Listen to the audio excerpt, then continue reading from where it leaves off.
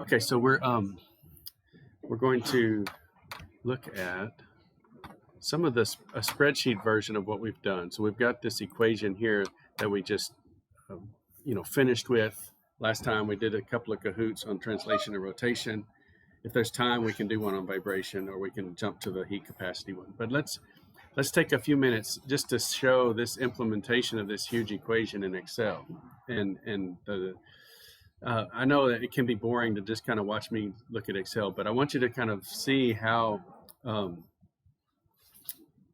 would say, just how this equation can be implemented. When we talk about summing up all of the energy levels to come up with the partition function and all of that stuff, this equation already contains all of that. Remember, all of these results were from integrals and so on, converting the particle in a box energy to an integral and integrating over the temperature and so on. So I went ahead and tried this in Excel to show that it's possible. So I'll just walk through this spreadsheet real quick, and then I'll stop the video, and then I'll start the next one, which is the lecture for today. Okay. So we always, if we're going to do any kind of problem in Excel and in your labs too, you want to use the NIST versions of the constants, like the accurate constants. So, here's Planck's constant, speed of light, and all of these things, Boltzmann's constant, with all of the significant figures that they have available to us. Okay. So if you're going to do something in Excel and spend all your time making a really precise spreadsheet, don't hamper your precision by thinking Avogadro's number is just 6.022. It's 6.02214, and there's probably even some more digits in there. So you go get them from this website here, get the constants from NIST. Then we have properties of our molecule. So we have if we will have one molecule, not a mole of molecules, but 1 over a mole of molecules, then we see the number of moles is 1 times 10 to the minus 24, because we have one molecule. We can use pressure of 1 atmosphere and the gas temperature of room temperature. And then we have the properties of the molecule. So we're going to use that HOCl molecule that we were looking at in class. So it has a molar mass of 51.97159, and it's a very asymmetric molecule, so the symmetry number is 1. And then from Gaussian, we have these rotational constants, and we have the 3 vibrational frequencies. So that's all we need to know about this molecule, the stuff we can pull out of the literature or out of a Gaussian calculation.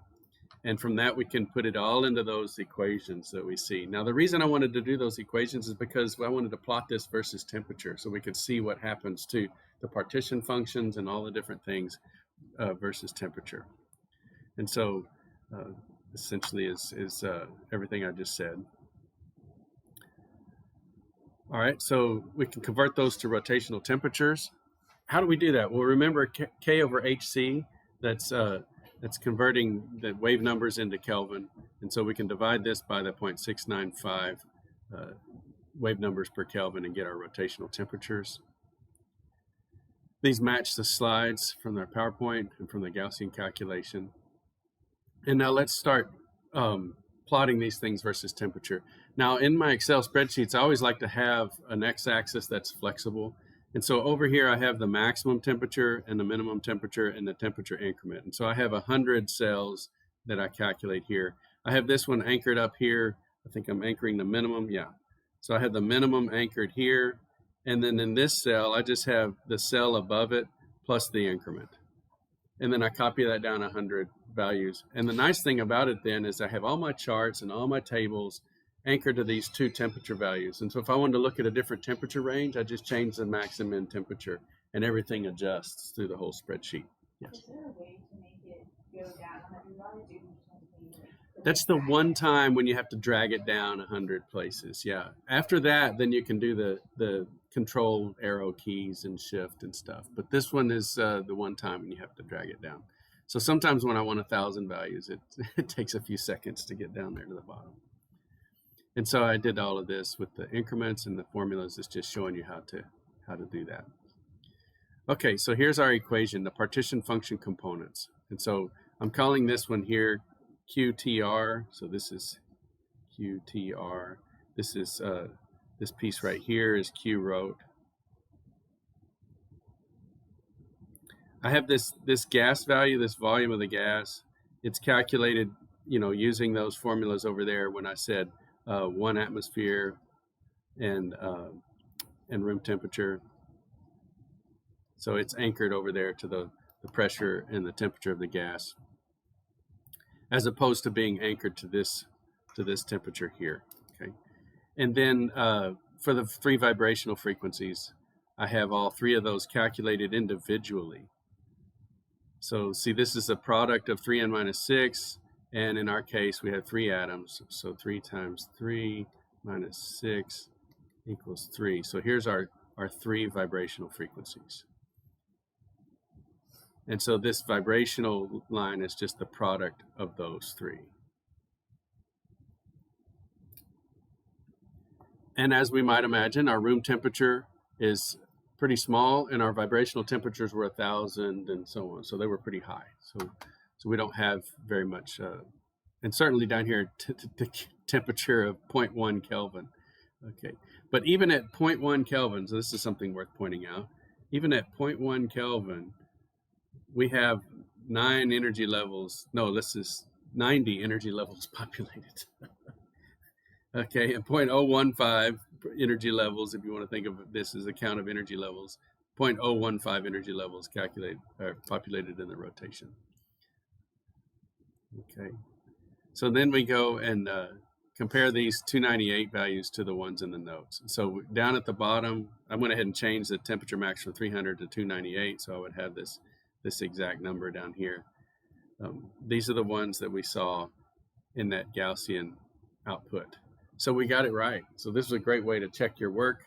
In the spreadsheet is we had the translational was, what is that? 14 million, got that.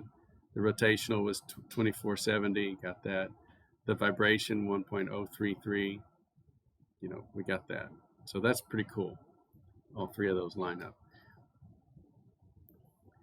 We can plot this versus temperature, and we see the different values here. Here's the rotational value on the left. So this orange one is plotted with this axis, and the dashed one is plotted with this axis. Okay, so you see it goes up to 10 to the 7th. This is again around 2700 for room temperature, and this is the vibrations. Okay, you see they don't, on this scale, they don't contribute anything. Now, this is the important part I want to talk about in terms of this lecture today. The partition function is related to the energy, and what we're doing as we raise the temperature is we're storing energy in the vibrations and rotations and translations of the molecule. Okay, if I'm going to increase something, if I'm going to increase the temperature of something, I put energy into it. And that Boltzmann distribution, that Boltzmann factor, Boltzmann constant, if you look at the units, it's joules per Kelvin. So it's telling me how much energy I put in to change it a particular Kelvin. We see that in the partition function as well. So let's talk about the molecular energy. So this is just that expectation value we saw. This was, I think, even in the first lecture. We have this Boltzmann factor piece, and we have the value function that we're interested in. This is the energy. And that Boltzmann factor piece divided by the partition function is the probability. So this piece right here and the Boltzmann factor piece is the probability, pi. And so I'm taking the probability of being in a given state and multiplying it by the energy of that state and summing over all of the probabilities, and that gives me the average energy. Now, if I look at this equation, notice that this epsilon is in the exponent. If I were to take the derivative of this e to the minus beta epsilon, and epsilon came out, it's the same as the derivative with respect to beta. And so you can see that this piece right here is equal to the opposite of the derivative of this piece with respect to beta. Because if I took the derivative of this piece with respect to beta, epsilon would come out and the minus sign would come out. So if I change that minus sign and leave epsilon, I get this equation right there. Okay. And so this is another way to write that energy equation. Okay, and so then we could plot this function. Let's see. Where'd my pen go? Okay. And so we can see that the energy, if we look at this dq over q piece, we look at this dq over q piece, that is the minus log of q. Okay, in the derivative, we take the derivative with respect to beta. And so this piece right here is another form of our energy. So if we have 100 values of beta and natural log of q's, we can solve for the energy. So let's create some new equations or some new columns. So this column here is beta, which is 1 over kT. So we had a column of temperature. And so all we got to do is take the inverse of that column and put K in the denominator. So we get a column of betas. Then we need to take the natural log of the translational Q, the natural log of the rotational Q, and the natural log of the vibrational Q. That's pretty easy, okay? And then if we look at the slope of these, so if we look at the change in Q with respect to beta, we get the energies. And so we can see that the slopes of those energies are the same. Okay. We can also see that the slope of the vibrational motion is 0, right? So here's the vibrational motion here, and the slope is 0. M equals 0. Okay. And these slopes are, I mean, they're essentially identical. Okay. And so this accurately reflects that at 298 Kelvin, no energy is stored in the vibrational motion. So this is a way for us to actually calculate the energy of this molecule with respect to temperature. So this internal energy for the various molecular components, okay, is given with respect to temperature here. So we can see the rotational the energy is there, the vibrational energy is also there. I mean, the translational energy is there. The vibrational energy is down here at the bottom. And we see something interesting here. As we start to get higher and higher in temperature, we're able to start populating those vibrational energy levels. Yes? Boltzmann's constant. So we put Boltzmann's constant in the denominator along with the temperature, and that is equal to beta. Yeah.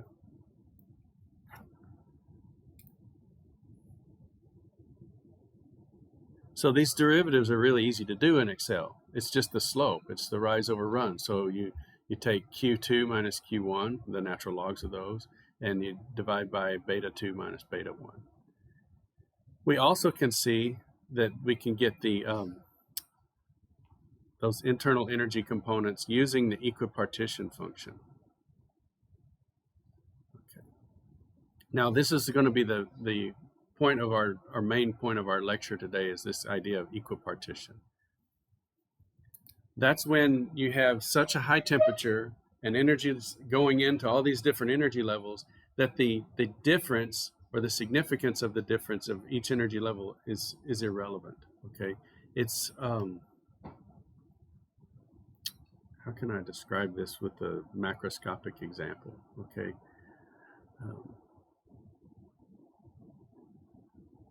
Let's take a staircase, right? So you can go over there and you can walk up the stairs.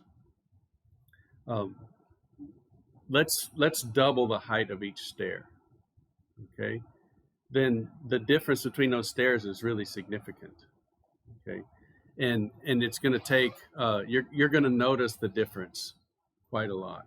And then what if we shrink the levels? You know, you ever been on like a ramp that has like micro stairs? It's rough so that it's grippy. You can still see the differences, but they're irrelevant, right? You don't even have to worry about where you put your foot.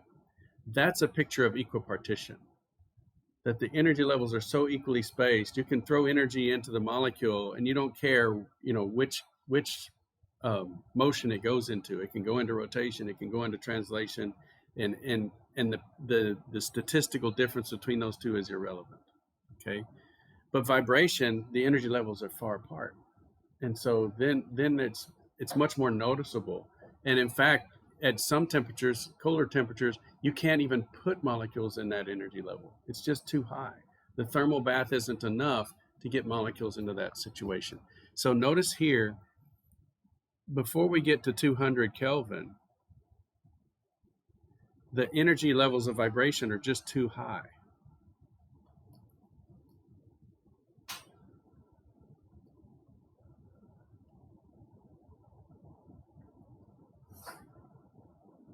So we do not have equipartition in that situation. Equipartition, that equipart means equal, right? And you could think of equal probability. If I throw energy at this molecule, is there an equal probability that it go into vibration or rotation or translation? No. It's going into translation and rotation, but not vibration. So that's not equipartition. Does that make sense? Okay, I'm trying to see some nods. Okay. Now between rotation and translation, there's equipartition. It doesn't matter, if it's in translation or rotation, those are equal probability. They have exactly the same value. And in fact, for each degree of freedom for translation and rotation, we get 1/2 RT. So there's 3 translations. So there's 3/2 RT. That's the equipartition energy for translation. And for rotation, for each degree of freedom of rotation, we get 1/2 RT. So we have 3 of those rotations in this nonlinear molecule, and so we have this, and this is the what do I want to say, the classical result for motion in this molecule. You see translation and rotation are here. Notice this maxes out just below 4,000. So these are actually the same values. You see that? The only reason the one on the right goes up to 8,000 is because this is the classical value for vibration when you have equipartition. And over here, we're showing that we do not have equipartition in this particular molecule. For vibration, we do have it for translation and rotation. So look how easy these equations are. If I want to calculate the rotational energy, just tell me the temperature. I don't have to know the rotational constants. I don't have to know any of that. I just need to know the ideal gas constant, 8.314, multiply by the temperature. For rotation, I multiply by 3/2, and I get that equation right there. I get that line. Okay. Same for translation. I don't have to know the vibrational frequencies. I don't have to know anything about the vibration parts of the molecule. I just need to know the temperature, and since it's translations, I don't need to know the mass. I don't even have to know the mass of the molecule. Tell me the temperature, and I'll tell you the energy for translations. So we like equipartition, right? And this is showing that equipartition is good even way down below 100 Kelvin. See, these lines are the same. This line, the dashed and the blue, are the same as this one. But the vibrational levels, no, they're not the same. If I get to a high enough temperature, maybe they'll become the same. But right now, at this low temperature, room temperature and below, no, the vibrations are not. If we take the slope of energy with respect to temperature, we get what's called the heat capacity. So this derivative of U versus T at constant V, we have the energy equations for translation and for rotation and so on. We can take the slope with respect to temperature, and we can get the heat capacities. Okay. And we have right here, if you look at these values, they come in at around 12.5. Okay, what's 3/2 R? So the slope, so the derivative of 3/2 RT with respect to temperature is equal to 3/2 R. Easiest derivative you've ever taken. Okay. And so for trans and rotation, 3/2 RT was the energy equation. The slope of that was with respect to temperature is 3/2 R. And R is around 8.3. So 3/2 times that is 12.5. And look at that. Sure enough, we have the classical value of the heat capacity for translation and rotation. What's happening here? What's going on in this little business right there? Okay, that's where equipartition starts to fail. So these are the equipartition heat capacities, and we see our spreadsheet gives those to us. But look at the vibrations. You know, it's coming in at 0. Okay, so it's not contributing to the energy, and therefore it's not contributing to the heat capacity. So let's dive in now and understand more about this equipartition business, the equipartition energy and the equipartition heat capacities.